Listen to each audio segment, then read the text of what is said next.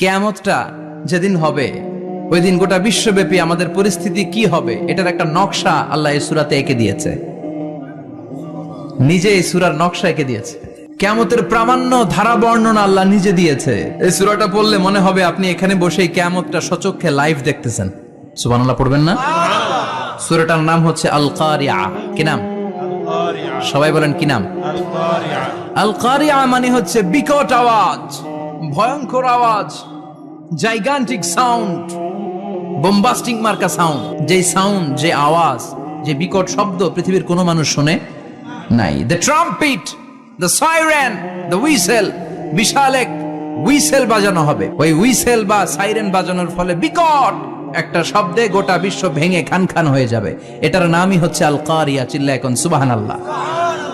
ওই হুইসেল দেওয়ার জন্য, ওই সাইরেন বাজানোর জন্য,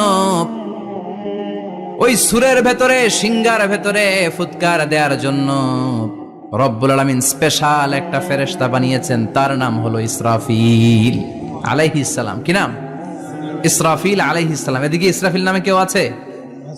হ্যাঁ, অনেকে রাখে ইসরাফিল নামটা, কিন্তু অনেকে রাখে। আজরাইল রাখে নাকি? হ্যাঁ, আজরাইল রাখে না, ইসরাফিল কিন্তু রাখে। তো এই ফেরেশতাকে আল্লাহ তাআলা বিশাল একটা হুইসেলের ভিতরে, সাইরেনের ভেতরে 3টা ফুৎকার দেওয়ার জন্য তৈরি করেছেন। তার ডিউটি হচ্ছে তার গোটা জীবন জুড়ে সে হুইসেলের ভেতরে 3টা ফু দিবে। এটার বাংলায় বলে সিঙ্গা। বাংলায় কি বলে? সিঙ্গায় ফু দিবে কয়টা? চিল্লায় বলেন। এই ফেরেশতার পা দুটো হচ্ছে জমিনে, এই ফেরেশতার মাথা হচ্ছে আকাশেরও অনেক উপরে।